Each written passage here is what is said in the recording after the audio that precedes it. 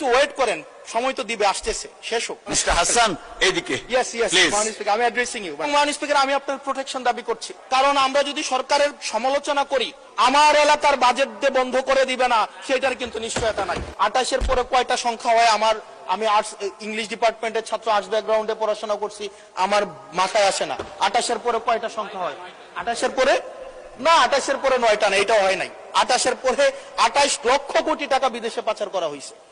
এখন মাননীয় স্পিকার, যারা পাচার করেছে তারা সদর্পে এখন হচ্ছে মাননীয় স্পিকার গুলশান, বনানী, ধানমন্ডি, এই দেশে এখন বুক ফুলিয়ে চলাফেরা করে। মাননীয় স্পিকার, আমরা দেখেছি অন্তর্বর্তীকালীন সরকারের সময় বসুন্ধরার পুত্র সুবহান দেশে ঢুকার সাহস পায় নাই, আমরা দেখেছি আনবির দেশে ঢুকার সাহস পায় নাই, কিন্তু এই সরকার নির্বাচিত হয়ে আসার পরে আমরা দেখেছি সদর্বে এই সুবহানের পুত্র, এই ধর্ষক দেশে ঢুকেছে।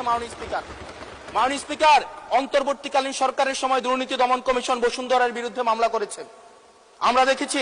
এই মামলার কি অগ্রগতি হয়েছে সেটা আমরা জানতে চাই। আন্ডার টেবিল কোন ধরনের সমঝোতা হয়েছে কিনা, যদি সমঝোতা না হয়ে থাকে তাহলে তাদের বিরুদ্ধে আইনগত ব্যবস্থা নিতে বাধাটা কোথায় সেটা বাংলাদেশের মানুষের সামনে প্রকাশ করতে হবে। মাননীয় স্পিকার, অন্তর্বর্তীকালীন সরকার এই বসুন্ধরা গ্রুপ যারা বিদেশে টাকা পাচার করেছে, মানুষের সম্পদ দখল করেছে এবং মিডিয়ার মধ্য দিয়ে আওয়ামী লীগের গুম খুন হত্যাকে যারা বৈধতা দিয়েছে, তাদের খুঁটির জোর কোথায় সেটা আমরা জানতে চাই। মাননীয় স্পিকার, আমরা মাননীয় স্পিকার অবশ্য শুনতে পেয়েছি, বললে অবশ্য অনেকে রাগ করে। মাননীয় সদস্য, আপনার সময় শেষ হয়ে গেছে, তারপরেও চিফ হুইপ মহোদয় অনুরোধ করেছেন আরো 3 মিনিট বাড়ানো হলো। থ্যাংক ইউ মাননীয় স্পিকার।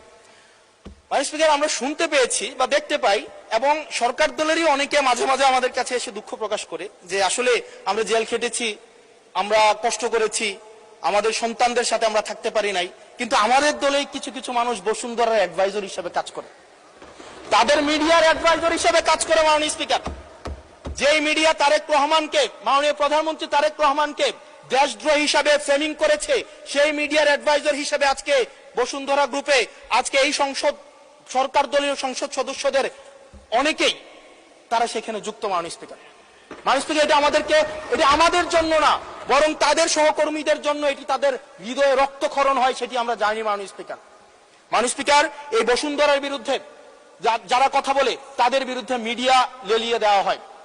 মাননীয় স্পিকার, আমরা যারা ঋণ খেলাপি, যারা ব্যাংকগুলোকে দখল করেছে, যারা গণতন্ত্র পথকে রুদ্ধ করেছে, গুম খুনের বৈধ, একটু ওয়েট করেন, সময় তো দিবে, আসতেছে, শেষ হোক।